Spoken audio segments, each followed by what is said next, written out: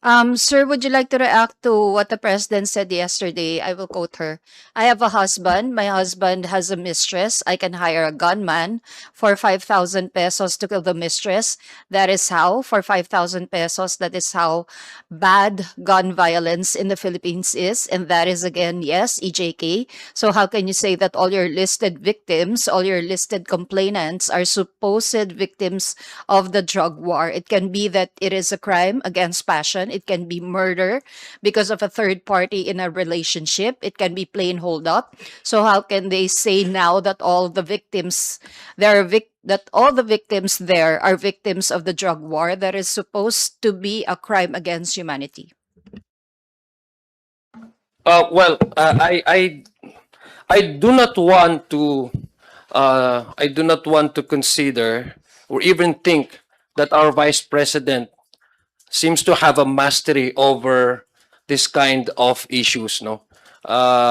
Ayaw ko sanang tanggapin ng ating vice presidente ay mukhang meron siyang mga mastery doon sa patayan sa kalsada, no? Pagdating sa kaharasan, violence, I do not want to consider her having this knowledge and this mastery. Pero the opposite speaks otherwise. Siya po mismo ang naglalatag. Ang unang katanungan po ng ating taong bayan, paano po niya ito nalalaman to a point na detalyado ang kanyang pag-i-illustrate, no? But then again, these cases, this issue on peace and order, talagang ano po yan, talagang meron po talagang legitimacy yan. At meron po talagang ginagawa ang ating ahensya, ang kapulisan, para po sugpuin ang ganitong violence. But, you know, coming from the Vice President herself, hindi ho maalis sa taong bayan ang kanilang katanungan, no? Again, considering that we just concluded the Article 4, which is grave threat, ito'y nagpapatunay na lamang na pagdating sa mga pagbanta o pangyayaring karahasan sa kalsada ay mukhang meron po siyang kaalaman dito. Well, again, with respect, I think the Vice President has a violent mind. Hindi ba? She's being prosecuted today on threats. The last thing I think any person being investigated on threats to do would be to talk about threats, no? At yun exactly yung pinag-usapan na naman po niyang muli. Yung pong contracting a killer for 5,000. And the question is being asked of her. Ito ho ba yung presyo na iginawad ng ating pong pangalang Pangulo nung siya po ay nagbanta laban sa Pangulo at sa kanya pong pamilya? Is the price of the life of the President 5,000 pesos only? Hindi ba? Yan ho ba yung exact mechanism kung paano ho niya yan ginawa nung nagbanta siya sa Pangulo at sa kanya pong pamilya? Yun po yung una. Pero pangalawa, speaking entirely on gun violence and EJ case, alam po ninyo, very documented po yung laman nung pong complaint, asunto laban sa dating Pangulong Rodrigo Duterte. Hindi po yan dahil may mga nag-away lang pong mag-asawa. Yung po mga namatay po doon, namatay dahil nanlaban sila supposedly sa mga law enforcement na nag-implement po ng Duterte drug war. Hindi ho mababaw yung dahilan kung bakit ho siya nakakulong ngayon sa dahig. No? So, hindi ho natin papayagan na pababawin ng ating pong pangalang Pangulo yung pong pagkakamatay ng napakaraming mga Pilipino dito po sa Duterte drug war. Dagdag ko lang po, if she's really that confident about the information that she has, na 5,000 yung ibinibigay doon sa mga hitman, at the very least, the people expects her to share this information to our local investigative agencies or the police at the very least. Kung meron po siyang ganito, mga impormasyon. Para po, kung yun naman po yung intention niya talaga, para masulba itong mga ganitong klaseng pangyayari sa kalsada, bilang Vice President, she does not really need to be an ally of any administration for that matter, her office, being a public office, demands that she at least shares this information if that is what she intends to prove na para mawala itong ganitong klaseng karahasan ito sa kalsada ng nangyayari. To follow up lang po dun sa gunman, although naka-move on na po dun sa Article 4 yung prosecution, pero hindi po ba nito, kumbaga, hindi po ba kayo nangihinayang na na-withdraw yung witness doon sa firearms para lang po sana, kumbaga, madugtungan pa yung issue doon sa kakayahan na humawak ng baril, kakayahan po na mag-resort to violence, etc. At saka ina-affirm po ba nun yung inyong stand patungkol doon sa threats against the president nga po?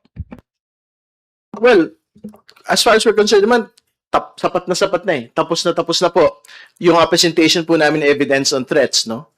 Dahil ang mahalaga naman po doon yung pagpapakita nung video of the actual threat of the Vice President against the President and his family. Eh di syempre, ano naman ho ito panibagong balita naman po ito doon sa kanya pong remarks. But to answer your question on the firearms, yung pong firearms ownership naman po ng pangalawang Pangulo at ng kanya pong asawa will still be presented, as far as I understand, doon sa unexplained wealth article, no? So, hindi pa naman po ito tapos na tapos. But, syempre, specific na yun po doon sa ownership of firearms and whether or not these had been stated in the salin of the Vice President.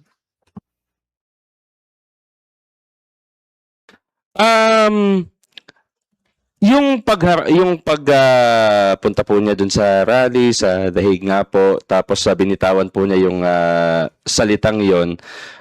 Sa palagay po ninyo, hindi ba siya makakaapekto sa Vice Presidente? Syempre po, hindi siya umaattend nga po sa impeachment trial, tapos may mga ganon pong controversial na mga statements po ang Vice Presidente. Well, una, I think nagrarally lang siya ng support talaga eh. That's how we see it. Like, nakikita po ng taong bayan base po doon sa mga ebidensya at mga testigo nagsasalita sa impeachment court na raramdaman nila yung nagiging epekto nito, no, sa kanyang planong maging presidente in 2028. At hindi public knowledge naman po ang pag-announce nito, ang kanyang plano in 2028. I think that's how she rallies and keeps her support base, no. Kaya nga na nakikita natin na itong ginagawa ng Vice Presidente ay nagiging nagiging kampanya na siya in a way, no? Para ma-determine at saka ma-maintain niya yung sinasabi niyang suporta sa kanyang mga nakukuhang mga grupo, no? Pangalawa din, kaya parati natin sinasabi na mas maganda, halimbawa, na marinig din natin straight from the Vice President itong mga denial na ito. Kung ano man yung mga aligasyon pinipresenta ng House Prosecution Panel, paniwanag mula sa kanya. Pero ang naririnig natin is naririnig natin at nakikita natin ay umiiwas siya sa impeachment trial pero doon siya pupunta sa kanyang comfort zone, no? Kasi palagay namin, this does not reflect again the position of the House Prosecution Panel. Ang ating palagay ay she is now working towards her ambition to become the next president. Which, by the way, makikita naman ng taong bayan sa ating impeachment trial kung talagang worthy siya to be our next leader. Considering that there are a lot of charges that she faced, no, questioning her conduct and her fitness to even continue serving as the second highest official in the land. Last na lang po. So, kung Terry, yung binabanggit ninyo na it cannot bury the trail nga po dun sa 612.5. So, you think sinasadya po ng Vice Presidente na magbitaw ng mga, well, let's say, controversial na mga soundbites or pahayag para po mapagtakpan yung mga issue na pinag-uusapan po sa impeachment trial at ngayon nga po nasa confidential funds? Well, hindi rin naman kasi in as much as what she states will generate news, ito po naman malaking balita rin po itong mga revelations in the course of the Senate impeachment trial kasi katulad ng sabi ko sa inyo, Hindi na po ito House Justice Committee proceedings lang. Hindi lang po ito press conference lang. Kundi this is a Senate impeachment court with the right to present direct examination and with the Vice President's counsels with the right to cross, no? So, ibig ko sabihin, pagka natapos pong lahat ng ito, dapat yung katotohanan na ho yung mag-emerge from each and every trial date and each and every article. So, we are not bothered that well, if that is her objective, we will let her be. Pero I think we will be able to generate an entirely separate news, no? Mula doon sa revelations po from the trial. The next question will be coming from Ma'am Rosa Licos. UNTV po. Good morning, sirs. Kanina po, nabanggit nga po ni Kong Terry na confirmed na may authorization ni PBBM yun pong pag-submit ng BIR ng tax records ni VP Duterte. Can you walk us through lang po sa process? Automatic nyo na po ba itong evidence? And as early as now, copy furnished na po ba kayo ng mga dokumentong ito, yung pong prosecution panel? Ang understanding po namin, as soon as it is submitted to the Senate Impeachment Court, the court will receive copies and both parties, the prosecution and the defense, will receive copies of all of the documents, not just the BRR documents. No? So, when we get to unexplained wealth, syempre, in the same manner that we had been deciding on yung presentation of witnesses, no? So, it will be on a week-to-week, day-to-day basis. No? So, kung nasapatan na kami doon po sa mga na-present ng mga witnesses, documents previously, we don't have to present everything else doon sa mga nakatabi pa hong mga witnesses. Pero at the moment, syempre, because yung po unexplained wealth is still an open and a live article, lahat po ng mga dokumento will remain relevant and will still be subject to yung pong pagsasampa po namin sa witness stand ng pong mga relevant personalities. Alright, kung natanggap na po ng Senate Impeachment Court yung lahat ng pinasubpoenaed na documents, kailangan pa po bang magkaroon ng trial conference para sa marking ng mga ebidensya po na yun? Malamang may ganun pong request na pwede pong mangyari. So, magkakaroon po ng within the trial ng pong marking of these particular pieces of evidence. Because I'm quite sure kahit yung defense would also want to be able to mark all of these documents. Alright. Second issue ko na lang po. Following po ng pag-file po ng ethics complaints ng civil society groups against one of the senator judges, kay Senator Judge Pia Cayetano, ano po ang reaction dito ng prosecution panel po? Is this a welcome development for you in relation with dun po sa spliced video posted po over her social media page? Well, balaya naman po ating bansa, no, demokratiko naman po ating bansa para ihahin ang bawat sentimento ng ating taong bayan, no. Ito ay nagpapatunay lamang at reflection ito na pagdating po sa impeachment trial na ito, ang taong bayan ay nanonood, nagmamasid, nakikinig, hindi lang po sa loob ng impeachment court, pati na rin po sa labas. So, siniset po nila yung standard ng ating mga senator judges na naayon dun po sa mga lumalabas na mga latest survey wherein 70+% ng ating mga kababayan ang nagsasabing gusto nila na magdesisyon ang korte, ang bawat senator judges base po sa ebidensyang maipapresenta ng bawat panig.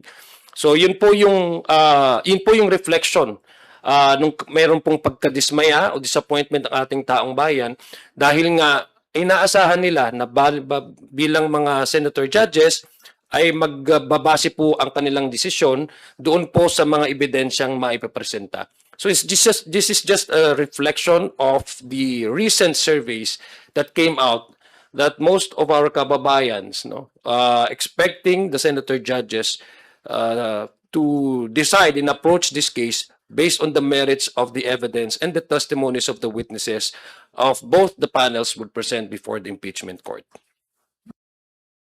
Pero sa inyo po ba ay enough na po yun dun po sa ginawa ng senator judge? Satisfied na po kayo doon na meron pong nag-file ng ethics complaint? Hindi ho ba gagawa po ng susunod na hakbang ang prosecution panel regarding po dito sa actuation po na ito?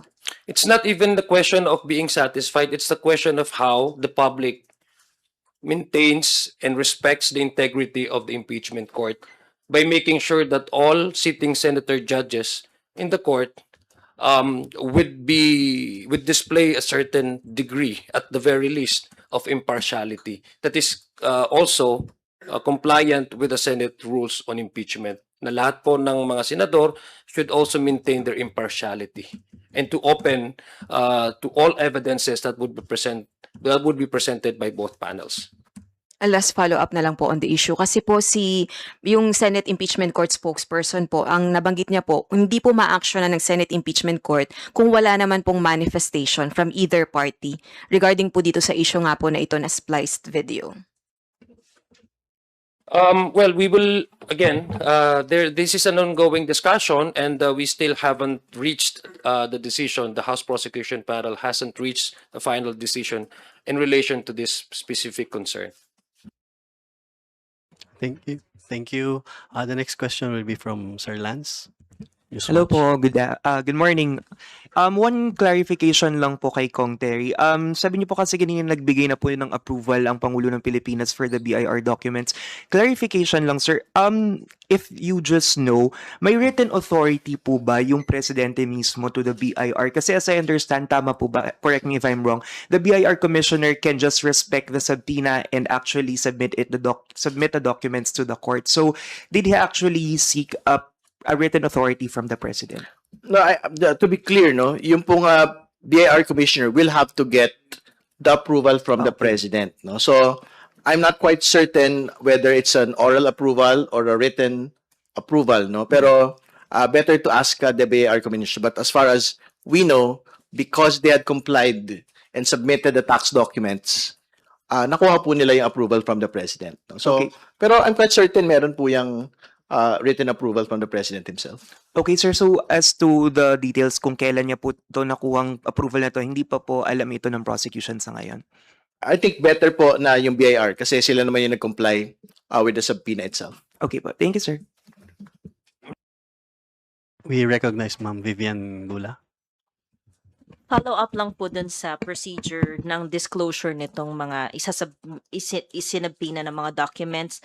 Kasi dun sa ruling ni presiding officer, sinabi niya na the issuance of a subpoena is merely a preliminary procedural step and does not by itself authorize the disclosure, inspection, or admission of the requested tax records into evidence. If you can walk us through lang po kung ano na yung magiging procedure kung paano po ito madidisclose sa public. Well, again, syempre ultimately, yung po nga prosecution will have to submit it in evidence, no?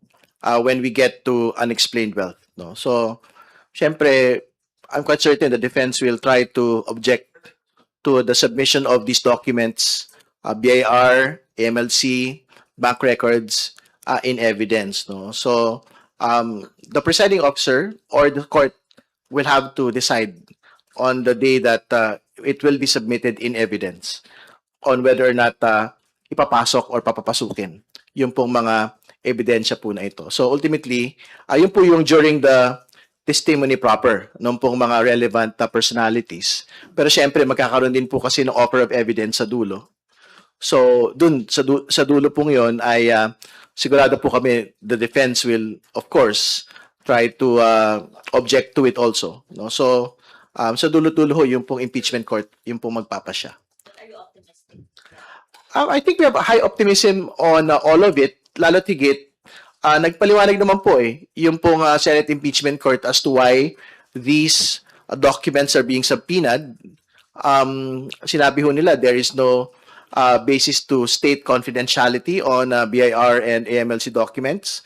And on the bank records, very clear naman po na exception po ito to the Bank Secrecy Law. So, I'm quite certain there is no reason for the Senate Impeachment Court to actually object to the admission of all of these evidence during the course of the trial. And if you would have info lang din po on how soon can the prosecution get copies of it? Kasi parang may announcement din in the past, diba, si presiding officer na ipaprocess muna ng Senate Impeachment Court kung may mga maselang impormasyon na hindi dapat maibaba.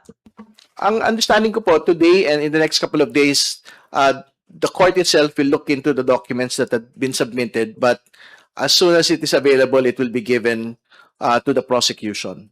No? So, antayin lang po namin. Darating naman po yung araw na yun na makikita po namin yung mga dokumento themselves. All right,